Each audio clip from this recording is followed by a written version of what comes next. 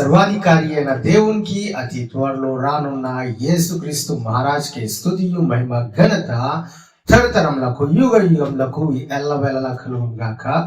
మీ అందరికీ యేసుక్రీస్తు పరిశుద్ధ నామంలో శుభములు తెలియజేస్తున్నా. ఈరోజు అంశం ఏమిటి అంటే, ఈరోజు అంశం ధూపవేదిక.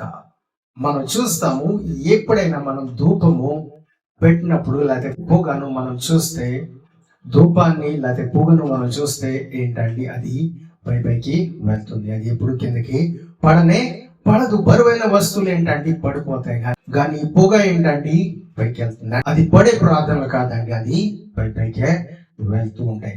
మనము ఎంత ప్రయత్నం చేసినా ఆ పొగని ఆపివేయాలన్నా, ఆ పొగను పట్టుకోవాలన్నా ఏంటండి పట్టుకోలేము. అలాగే చాలా మంది చాలా ప్రయత్నాలు చేస్తారు. మనల్ని ఆపాలని ప్రయత్నిస్తారేమో, మిమ్మల్ని ఆపాలని ప్రయత్నిస్తారేమో. వారి ప్రయత్నాలు ఏంటండి మిమ్మల్ని ఆపగలదు, కానీ మీరు చేస్తున్న ప్రార్థనలో ఎవరు మిమ్మల్ని ఆపలేరండి. మనం చూస్తాం, పాత నిబంధనలో కొత్త నిబంధనలో అనేక భక్తులను ఏంటంటే జైల్లో చెరసాల్లో బంధించారు, కానీ వారి ప్రార్థనలు ఆగిపోయినాయి అంటే ఆగలేదండి. బాప్తిజం ఇచ్చే యోహాన్ని కూడా ఆపారు, అలాగే శిష్యుడైన యోహాన్ని కూడా పట్టుకున్నారు, కానీ ఆయన ఏంటండి ప్రకటన గ్రంథం కూడా అక్కడ రాస్తారు. మనం చూస్తాం పేతురుని, శిలాని, అలాగే మనం చూస్తే ఏంటండి ఆ భక్తుల్ని బంధించారు, కానీ వారి ప్రార్థనలు ఆగలేదండి. అలాగే మనం కూడా ఎప్పుడైతే ఈ ప్రార్థన చేస్తామో మన ప్రార్థనలు ఎవరు ఆపలేరండి. వచ్చే జవాబు కొన్నిసార్లు కొన్ని దూతలు ఆపుతాయేమో, కానీ అది కంటిన్యూస్ మనం ప్రార్థన చేస్తే, ఆగకుండా మనం ఎడతెగక ప్రార్థన చేస్తే ఏంటండి జవాబులను కూడా ఆపుదానికి ఎవరికి శక్తి ఉండదండి. ఎందుకంటే దేవుడు వినటానికి సిద్ధంగా ఉన్నారు. దేవుడు మనం ఏమిస్తున్నామో వాటికంటే ముఖ్యమో మనం ఏ విధంగా ప్రార్థిస్తున్నామో, మన హృదయం ఎవరి వైపు ఉందో దేవుడు గమనిస్తున్నారండి. వాక్యం సెలవిస్తుంది కాబట్టి మన ప్రార్థన ధూపం వలె ఉండాలి. కొన్ని విషయాలు మనం బైబిల్ గ్రంథంలోనే ఈ ధూప వేదిక గురించి మనం తెలుసుకుందాం. ఎందుకంటే మన ప్రార్థన ఎలా ఉండాలో, ఏ విధంగా చేస్తే మంచిదో, మనకు ఏంటంటే జవాబులు ఎలాగ వస్తాయో, ఇంకా ఈ ప్రార్థన ద్వారా మార్పులు ఎలాగ జరుగుతున్నాయో మనం తెలుసుకుందాం. మనం అంటాం, చాలా మంది అంటారు ఏంటంటే మేము ప్రార్థన చేస్తాం, పొద్దుటి చేస్తాం, సాయంత్రం చేస్తాం, రాత్రి చేస్తాం, వారమంతా చేస్తాం, కానీ ఎలాగ చేస్తున్నారో ఆ విషయాలు కూడా కొన్ని మాటలు మనం తెలుసుకుందాం. అంటే ఒకసారి లూకా సువార్తలో 1వ అధ్యాయం 10వ వచనం ఒకసారి చదువుదాం. ధూప సమయమందు ప్రజల సమూహమంతయు వెలుపల ప్రార్థన చేయుచుండగా. ఏంటండి ధూప సమయమందు ప్రజలు అంట. ఏ సమయం అండి?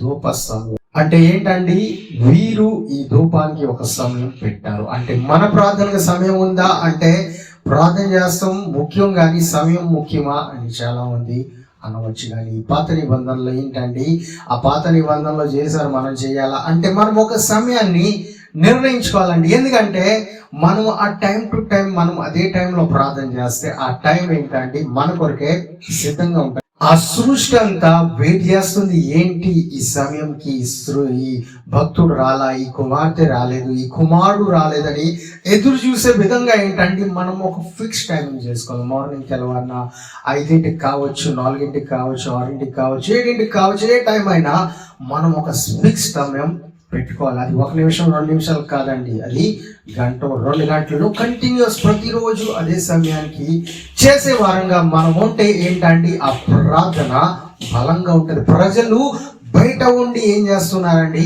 ప్రార్థిస్తున్నారంట. ఆ సమయంలో ప్రార్థన చేయాలని వారు చూడండి ఖచ్చితంగా చేయుటకు ఒక సమయాన్ని నిర్ణయించారు. మోషే గారి ద్వారా దేవుడు చెప్పించారు, ఇంకా వారు సిద్ధంగా ఉన్నారు. కానీ కొత్త నిబంధనలో మనకి ఏంటండి ఫ్రీడమ్ వచ్చేసింది. మనం ఫ్రీడమ్లో ఏం చేస్తామంటే మన ఇష్టం, ఎప్పుడు కావాలితే ఎప్పుడు అవసరం ఉంటే ఆ సమయంలో చేయొచ్చు, లేకపోతే ఏదో చిన్న ప్రార్థన చేసేదానిలే అన్నట్టుగా చాలా మంది ఏంటండి చాలా ఈజీగా తీసుకుంటున్నారు. ఆ ఫ్రీడమ్ని మంచి కొరకే వాడుకోవట్లేదు. ఫ్రీడమ్ ఎందుకు కావాలంటే మంచి పనులు చేసుకోవడానికి స్వతంత్రం కావాలి, కానీ స్వతంత్రాన్ని పట్టుకుని మనం స్వతంత్రాన్ని ఉపయోగించుకుని మనం మంచి పనులు చేస్తూ మానేస్తే ఏంటంటే ఆ స్వతంత్రానికి ఏ ఒక లాభము లేనే లేదు. కాబట్టి ఆ ఇండిపెండెన్స్, ఆ ఫ్రీడమ్ మనం ఏంటంటే దేవుని మహిమ కొరకే మనము వాడుకోవాలి. అలాగే 11వ వచనం కూడా చదివితే ఏం జరుగుతుందో ఆ విషయాన్ని మనం అక్కడ చూద్దాం.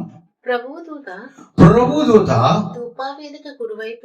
ధూపవేదిక కుడివైపున నిలిచి అతనికి కనబడగా ఏంటండి అక్కడ దూత కుడివైపున ఆ వేదికకి కుడివైపున నిలిచి ఆయనకు కనబడ్డారంట. దూతలు అయితే చాలా దూతలు ఉన్నాయి. ఈ రోజు కూడా మన కంటికి కనిపించినంత దూతలు ఉన్నాయి. మంచి దూతలు లేకపోతే పడిపోయిన దూతలు మనకు తెలియదు కానీ ఉన్నాయి. కానీ వీరికి ఎప్పుడు కనిపించిందండి?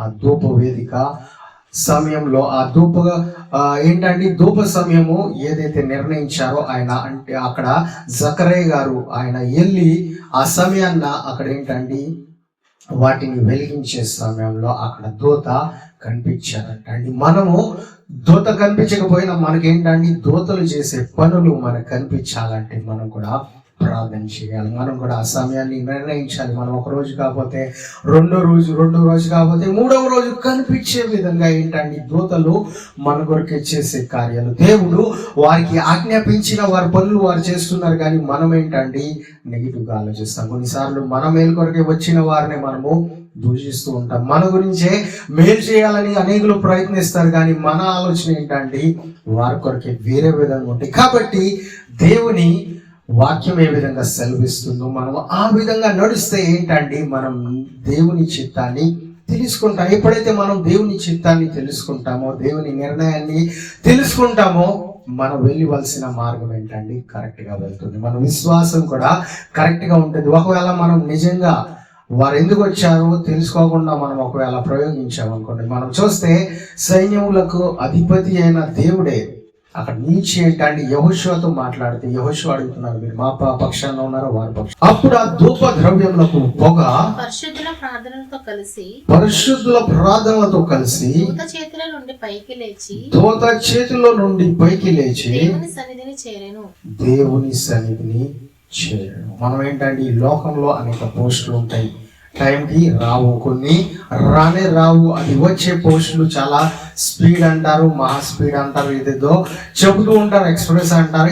మరి వచ్చి కొన్ని వస్తాయి, కొన్ని రాకపోవు. కానీ ఇదేంటంటే డైరెక్ట్గా దేవుని సన్నిధికి చేరుతాయంట. మన ప్రార్థనలు ఆయన సన్నిధికి చేరుతున్నాయంటే మనకి చూడండి ఏ పోస్టు అవసరం లేదు. మన ఏ స్టాంపులు తీసుకుని ఏదో ఒక ఏంటండి డబ్బులు కట్టే అవసరం లేదు. కానీ ప్రార్థన దేవుడు మనకు శ్రేష్టమైన ప్రార్థన ఇచ్చారు కాబట్టి ఆ ప్రార్థన ఏంటండి దేవుని దగ్గరికి వెళ్తుంది. మనం నీళ్లు వేస్తే ఎంత పైకి వేసినా ఏంటంటే కింద పడతాయి. ఏ వస్తువుని పైకి విసిరితే అది కింద పడుతుంది. కానీ ఈ పొగ మాత్రం ఏంటంటే విసిరే పని లేదు, అది పైకి కొడుతుంది, అది పైకి వెళ్తూ ఉంటుంది. అది పైకి వెళ్ళి ఏంటంటే అది ఎక్కడికి చేరుతుందంటే మంచి మేఘంగా మారిపోతుంది, లేకపోతే చాలా పైకి వెళ్ళిపోతుంది. ఒకసారి కీర్తన 141వ కీర్తన 2వ వచనం కూడా చూద్దాం. నా ప్రార్థన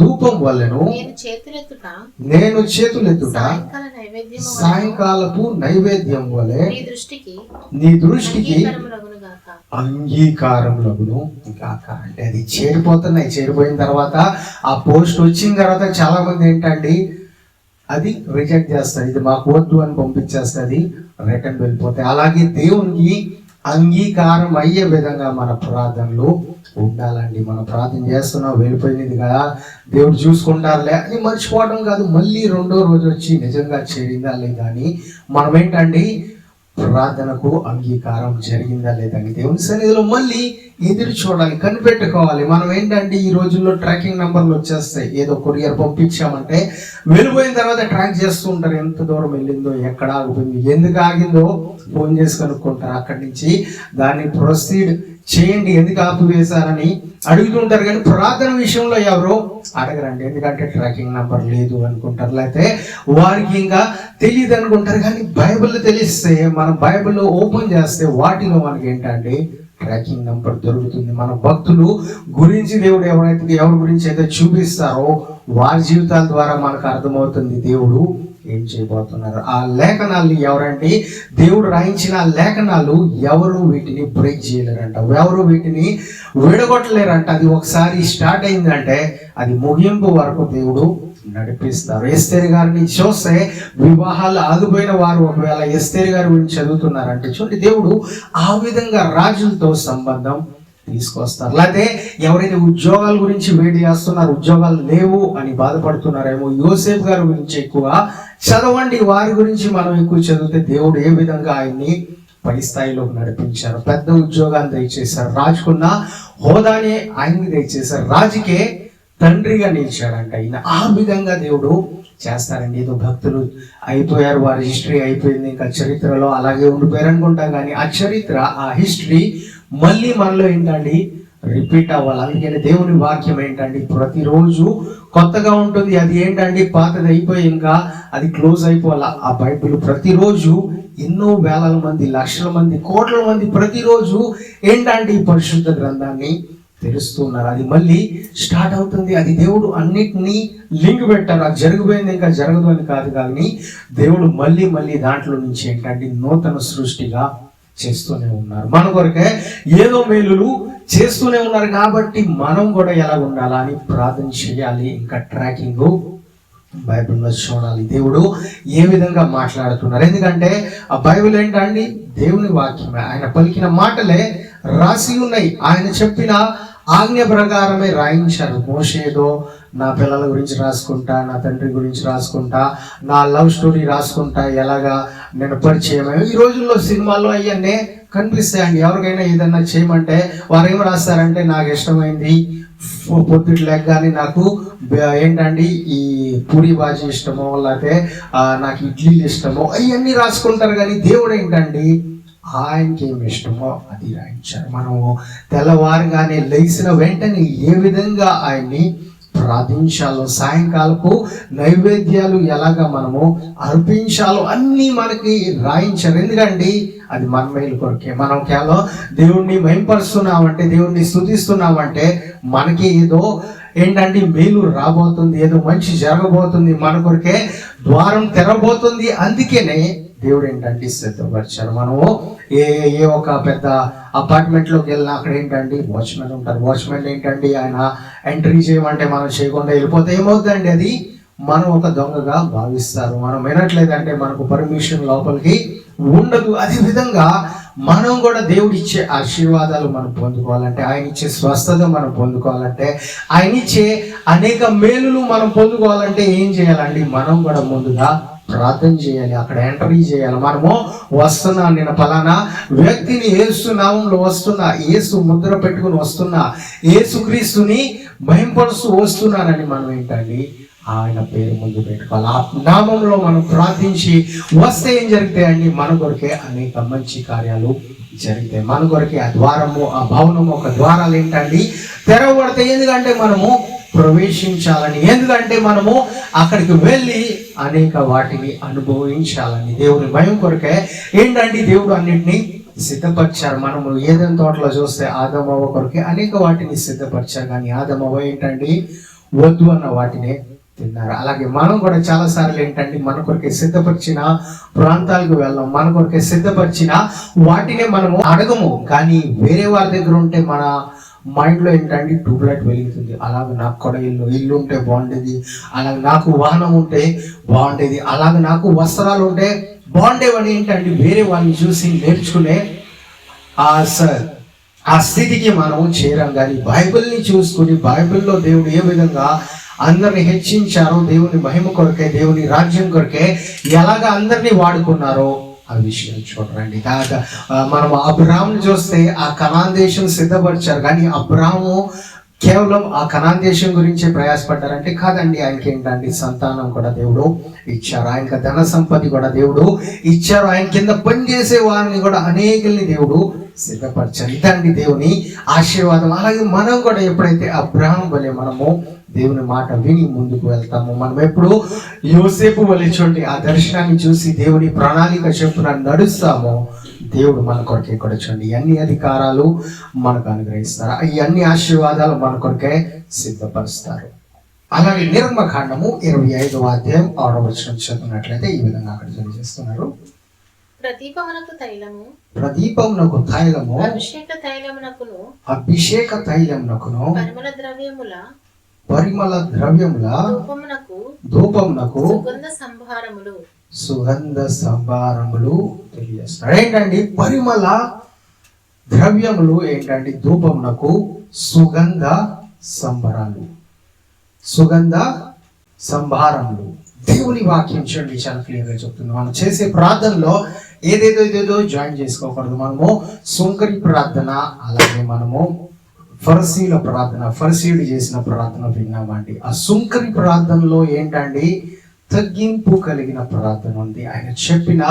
ఆయన చేసిన తప్పుల్ని ఆయన ఒప్పుకున్నారు. ఇక్కడ ఫరిసీయుడిని చూస్తే ఆయన తప్పు చేశాడా లేదా తెలియదు, కానీ ఆయనకి దేవుడు ఏంటండి మంచి అవకాశాన్ని ఇచ్చాడు, మంచి పొజిషన్ ఇచ్చారు. కానీ ఆయన దేవుడు ఇచ్చింది చెప్పకుండా ఆయన చేస్తున్నది ఏంటండి అది చెప్తున్నాడు. నేను దశమ భాగం ఇస్తున్నా, నేను వారానికి 2 సార్లు ఉపవాసం ఉండి ప్రార్థన చేస్తున్నా అంటే అవన్నీ ఎలాగైనాయి అండి దేవునికి ఇష్టకరంగా మారలేదు. మనం చేస్తున్న ప్రార్థనలు అంగీకరించబడాలి. దేవుని సన్నిధిలో ఉన్న మనం ఏంటంటే ఆయనకి ఇష్టపరంగా ఉంటే అది యాక్సెప్ట్ అవుతుంది, దేవుడు అంగీకరిస్తారు. అది అంగీకరించే విధంగా మన సుహాసన ఏంటండి పరిమళ తైలం వలె, పరిమళ ద్రవ్యముల వలె దేవుని సన్నిధికి వెళ్ళాలి. అలాగా మనము ప్రార్థన చేయాలి. మన మాటల్లో మార్పు ఉండాలండి, మన మనసులో చేంజ్ ఉండాలి. ఏంటండి మనం చూసే విధంగానే మనము ఉన్నాము అని అనుకుంటాం, కానీ ఏంటంటే కనిపించినవన్నీ అది ఎలా వెళ్ళాలా అలా ఉండవు. అది ఆస్తులైనా డబ్బైనా అదేంటండి మనకున్న ఆరోగ్యమైనా అది ఎప్పుడు దాటిపోతుందో తెలియదు. కాబట్టి ఏంటంటే ఈ సమయం వెళ్తున్న ఆ సమయంలో మనం ఏంటంటే దేవునికి మహిమ చెల్లించాలి. ఆ సమయం వెళ్ళే ఏంటంటే దేవునికి మహిమ దాంట్లో ఉండే విధంగా, దేవుణ్ణి ఆరాధించే విధంగా, దేవుణ్ణి స్తుతించే విధంగా, దేవునికి ఏంటంటే పరిమళ తైలం విధంగా, పరిమళ ద్రవ్యములు ఎలాగైతే ఉంటాయో అదే విధంగా మంచి సువాసన కలిగిన మాటలుగా ఉండాలి. మన ప్రార్థనలో ఆయన దగ్గరికి వెళ్ళిపోతే చాలు అని అనుకుంటాం, కానీ ఏంటంటే అది మంచిగా వెళ్ళాలి. ఒక వ్యక్తి చదివేసుకున్నాడు కానీ మంచి రిజల్ట్స్ రాలేదంటే దానికి అర్థం ఏంటంటే చదువుకున్నది వ్యర్థమే, ఆయన ప్రయాసపడిందంతా వ్యర్థమే. కానీ ఒకవేళ మంచి మార్క్స్ వచ్చారనుకోండి, అప్పుడు అడుగుతాడు ఎవరు పిల్లలు మీరు ఏ స్కూల్లో చదివారు, ఎవరు మీ టీచరు ఇవన్నీ అడుగుతారు. ఎందుకంటే వారికి నచ్చింది, ఎందుకంటే వారు ఇష్టపడతారు. ఇటువంటి పిల్లలు మా స్కూల్లో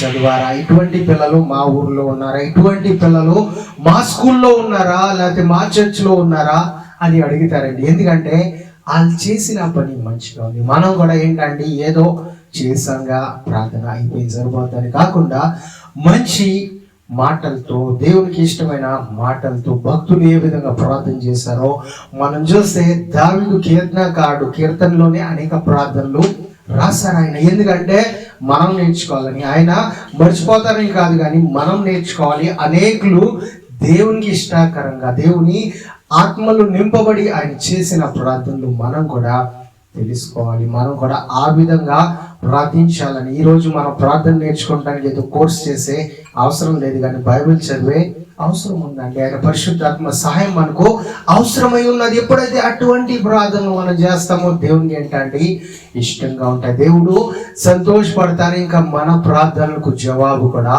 వస్తుంది. అలాగే మలకి రాసిన గ్రంథంలో 1వ అధ్యాయం 11వ వచనం కూడా చదువుదాం. తూర్పు దిశ మొదలుకొని పడమట దిశ వరకు అన్యజనములలో నా నామము ఘనముగా ఎంచబడును, సకల స్థలములలో ధూపమును పవిత్రమైన అర్పణను అర్పింపబడును. అన్యజనులలో నా నామము ఘనముగా ఎంచబడునని సైన్యములకు అధిపతి యెహోవా సెలవిచ్చుచున్నాడు. ఏంటండి అన్యజనులలో నా నామము ఘనముగా ఎంచబడును అంటే దేవుని నామము అన్యజనుల మధ్యలో ఏంటంటే ఘనముగా ఎంచబడాలని దేవుడు కోరుకుంటున్నారు, చెబుతున్నారు. అంటే ఈ అధ్యాయంలో మనం ఏం తెలుసుకుంటున్నామంటే ఆ ధూపము, దేవుడిని ఆరాధించే ఆరాధన, ప్రార్థన ఏంటంటే అన్యజనులు కూడా ఆ నామాన్ని కనపరిచే విధంగా దేవుడు చేస్తారంటే కేవలం మనమే కాకుండా అన్యులు కూడా చేసే మనం చూసి ఆ విధంగా ప్రార్థించే విధంగా దేవుడు మార్చిపోతున్నారు. ఇంకా ఇప్పటికే మనం చూస్తాం ప్రపంచంలో అనేకులు ఏంటంటే నిజమైన దేవుణ్ణి తెలుసుకుంటున్నారు. వారు అనేక ప్రయత్నాలు చేసి అలసిపోయి మాకు ఇంకా ఇది చేస్తే వ్యర్థమే అని తెలుసుకుని ఏంటంటే నిజమైన దేవుని సన్నిధిలో కొన్ని నిమిషాలు ప్రార్థన చేసిన, కొంత సమయం ఆయన సన్నిధిలో గడిపితే ఎంత మార్పు కలుగుతుందో ఏంటండి అన్ని జనులు కూడా తెలుసుకుంటున్నారు. దేవుడు ఏంటండి వారికి ఆ అవకాశాన్ని ఇచ్చారు. వారి పితరులు చేసిన పాపాన్ని యేసుక్రీస్తు ఏంటండి చూడట్లా. నిన్నటి దినాన్ని వారు ఏం చేశారు, ఆ పాపాన్ని చూసి వారు రావద్దు, మీరు శపించబడిన వారని దూరపరచట్లేదు. కానీ దేవుడు ఏంటండి ఇంట్లో తీసుకుంటున్నాడు. చాలా మంది తల్లుల్ని రోజు చూస్తున్నాం, తండ్రుల్ని చూస్తున్నాం, చాలా మంది అన్నల్ని అక్కల్ని చూస్తున్నాం. పెద్దవారి చిన్నవారిని క్షమించలేకపోతున్నారు. ఎందుకంటే వారి తప్పులు అంత ఎక్కువైనాయి. కానీ మన దేవుడు ఏంటండి ఎంతగా వారి పాపాలు ఎక్కువైనా దేవుడు ఏంటండి క్షమించి అన్యజనులు కూడా ఆయన జనులుగా మారుస్తున్నారు. అన్యజనులు కూడా ధన్యులుగా మారుస్తున్నారు. వారికి ధన్యత దేవుడు అనుగ్రహిస్తున్నారు. ఎందుకంటే దేవుడు అందరికీ తండ్రి అయి ఉన్నారు. యేసు అందరికీ ఏంటండి ఉపకారి అయి ఉన్నారు. అందరినీ ఆయన ఏంటండి పరలోక రాజ్యాన్ని తీసుకెళ్లాలని ఆయన ప్రయత్నం. ఏ ఒక్కరు నశించిపోతాం కూడా ఆయనకి ఇష్టం లేదు. ఆ 100 గొర్రెల్లో ఏంటండి ఒక గొర్రె కూడా తప్పిపోతే ఆ గొర్రె దొరికేంత వరకు దేవుడు ఏంటండి వెతికారు. మన ప్రభువు వెతికి రక్షించి తీసుకొచ్చి ఏంటండి ఆనందాన్ని జరుపుకున్నారు. అదేవిధంగా అందరూ రక్షించబడాలని దేవుడు చూడండి ప్రయత్నం చేస్తున్నారు. దేవుడు మన కొరకే అన్ని విషయాల్ని ఏంటండి సిద్ధపరుస్తున్నారు. ఆయన ప్రాణాన్ని ఇచ్చేశారంటే ఎంతగా మన ప్రాణం ముఖ్యమో తెలుస్తుందండి. మన జీవము, మన ప్రాణము, మన పరిశుద్ధ జీవితం గడపాలని దేవుడు ఏంటండి తన ప్రాణాన్ని అప్పగించారండి. ఎంత అమూల్యంగా ఉందండి. మనం ఒకవేళ ఒక వ్యక్తి ఎక్కడో జారిపోతున్నాడు, లేకపోతే ఎక్కడో నుంచి పడిపోతున్నాడు అంటే ఆ వ్యక్తిని కాపాడాలంటే ప్రాణాల మీద వెళ్ళిన వ్యక్తి ప్రేమ తెలుసుకుంటాం, వారి జాలి తెలుసుకుంటాం. అలాగే దేవుడు కూడా మన కొరకే ఆయన మరణిస్తారని తెలుసు. ఆయన వచ్చిన తర్వాత మనం రక్షించబడాలంటే ఆయన మరణించాలని, ఆయన మరణించాలని ఆయనకు తెలుసు. అయినా ఆయన మరణించి మనల్ని ఏంటండి రక్షించాడు. ఆయన మరణాన్ని ఓడించి ఆయన ఏంటండి 3వ దినాన తిరిగి లేశారు. ఎందుకంటే మనము పరలోక రాజ్యానికి వారసులం. అలాగే నిర్గమకాండము 30వ అధ్యాయం 7వ వచనం కూడా చదువుకుందాం.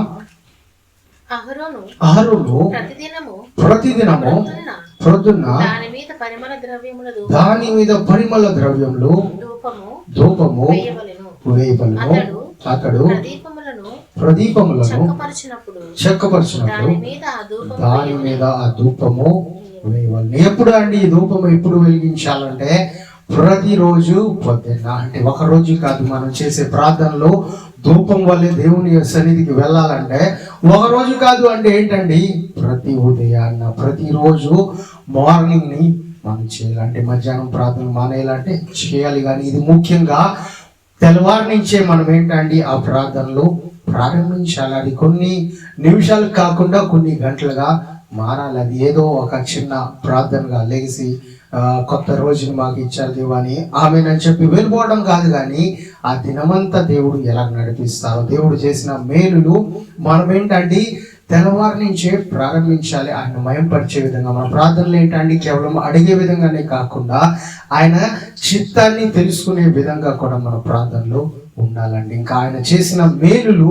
ఆయనకి ఏంటంటే కృతజ్ఞతాస్తుతులుగా చెల్లించే విధంగా కూడా ఉండాలండి. మనం తలుపు తట్టి అత్తమాటికి ఒక ఇంటికి వెళ్ళి ఎవరో ఇంటికి వెళ్ళి అత్తమాటికి బెల్ల కొట్టి ఇదేవండి అది ఇవ్వండి అంటే వారేంటండి కొన్ని రోజులకి తలుపు తెరవరు. అదే మనం కూడా గిఫ్ట్లు తీసుకెళ్ళి ఇచ్చామనుకోండి వారేమంటారంటే ఏదో ఇస్తాను కూడా వచ్చారేమో అని తెరుస్తారు, తొందరగా తెరుస్తారు. మనం అడిగేవారుగానే ఉంటే వారి ఇంట్లో ఉన్న ఏంటండి తెరవరు. అదేవిధంగా చాలా మంది చేస్తున్న ప్రార్థనలు దేవుడు ఏంటంటే ఇస్తానికి సిద్ధంగా ఉన్నారు. పరలోకంలో మన కొరకే అన్ని సిద్ధపరిచారు. ఈ భూమి మీద కూడా దేవుడు అన్ని సిద్ధపరిచారు. కానీ మనం కంటిన్యూస్ గా అడిగేవారుగానే కాకుండా మనం ఏంటంటే ఇచ్చిన వాటికి కృతజ్ఞతాస్తుతులు చెల్లించే వారంగా, అలాగే దేవుని మహిమ కొరకే మనం కూడా ప్రయాసపడే వారంగా ఉండాలి. మనం కూడా భారం కలిగిన వారంగా ఉండాలి. ఏంటంటే యోసేపు అంత బాధలు కష్టాలు పడినా ఏంటండి వెళ్ళాడు, ఆ ప్రాంతానికి వెళ్ళాడు. దేవుడు నడిపిస్తున్న ఆ ప్రాంతానికి వెళ్ళి ఏంటంటే వారి అన్నల్ని రక్షించుకునే విధంగా, ఆయన తండ్రిని వారి కుటుంబాలని రక్షించుకునే విధంగా ఆయన ఏంటంటే గొప్ప స్థాయికి ఆయన వెళ్ళారు. అంటే ఈరోజు నేను ఉద్యోగం పొందుకోవాలంటే ఎవరైనా ఉద్యోగం గురించి ప్రయాసపడుతున్నారంటే దేవుడు ఏదో కారణం, ఏదో చిత్తం పెట్టారు. వారి ద్వారా అనేకులు పోషించబడాలని, వారి జీవితం ఇంకా అనేకులకి దీవెనకరంగా మారాలని. కానీ కొందరు ఏంటండి పని చేయకుండా ఏంటండి ఎవరో చేస్తే మనకు మేలని వెయిట్ చేస్తారు. అలా కాకుండా మనం కూడా అనేకులకి ఏంటండి దీవెనకరంగా ఉండాలి. ఒక లాస్ట్ మాటను చూసి మనం ముగించుకుందాం అండి. లేవియ కాండము 16వ అధ్యాయం 13వ వచనం. ఆ ధూపము మేఘము వలె శాసనముల మీదను కరుణాపీఠమును కమ్ముటకు యెహోవా సన్నిధిని ఆ అగ్ని మీద ఆ ధూప ద్రవ్యంలో వేయవలెను. ఆ మేఘం వలె ఎలాగండి? ఆ ధూప ద్రవ్యంలో ఎలాగ ఉండాలండి? అది మేఘం వలె కమ్ముకోవాలంట. పూర్తిగా కమ్ముకునే విధంగా మనం చేసే ప్రార్థనలు ఏంటంటే పైకి వెళ్ళి అది మేఘం వలె. ఒక మేఘం వచ్చిందంటే ఏం చేస్తుందంటే వర్షాన్ని కురిపిస్తుంది. అలాగే ఆ మేఘం ఏమైనా ఏంటండి దాచిపెడుతుంది, ఎండ నుంచి దాచిపెడుతుంది. మనకి ఏదైనా కష్టం రాకుండా ఏంటండి దాచిపెడుతుంది. మన ప్రార్థనలు ఎలా ఉండాలండి? ఈ మేఘం వలె ఫామ్ అవ్వాలంట. పైనంతా మనకేంటండి ఆశీర్వాదాలు కుమరించబడే విధంగా, అలాగే మనము ఆయన నీడలో దాక్కుని ఉండే విధంగా, అలాగే ఏంటండి ఆయన సన్నిధిలోనే నడిచే విధంగా ఉండాలి. ఎప్పుడైతే ఇజ్రాయేలీలు ఏంటండి ఐగుప్తు నుంచి బయటకు వచ్చినప్పుడు ఆ అగ్ని స్తంభంగా, అలాగే ఏంటండి మేఘంలో ఆయన ఏంటండి మేఘం వలె ఆ వారిని ఏంటండి ఆవరిస్తూ వెళ్ళారంట. వారందరినీ నడిపించారంట. ఆ మేఘం ఆగిపోయిందంటే వారు కూడా ఆగిపోయేవారు. ఎందుకంటే దేవుని సన్నిధి అక్కడే ఉంది. అదే విధంగా మనం కూడా చేస్తున్న ప్రార్థనలు ఏమవుతాయండి?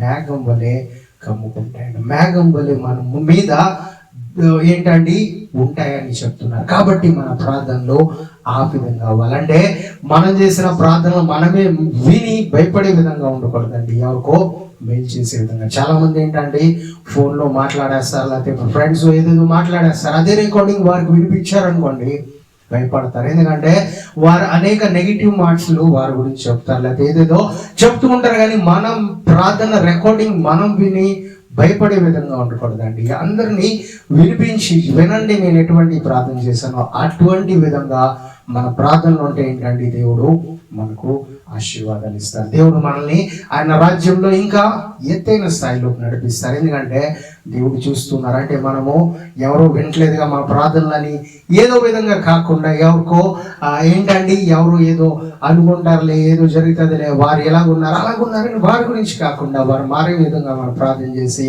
అందరూ మేలుల గురించి మనం ప్రార్థన చేస్తే ఏంటండి మన ప్రార్థన దేవుడు వింటారు, అంగీకరిస్తారు, వెంటనే జవాబు కూడా పంపిస్తారు. ఈ చిన్న మాటలని దేవుడు దీవించిన గాక. అందరు కళ్ళు మూసుకున్నట్లయితే చిన్న ప్రార్థన చేసి ముగించుకుందాం అండి.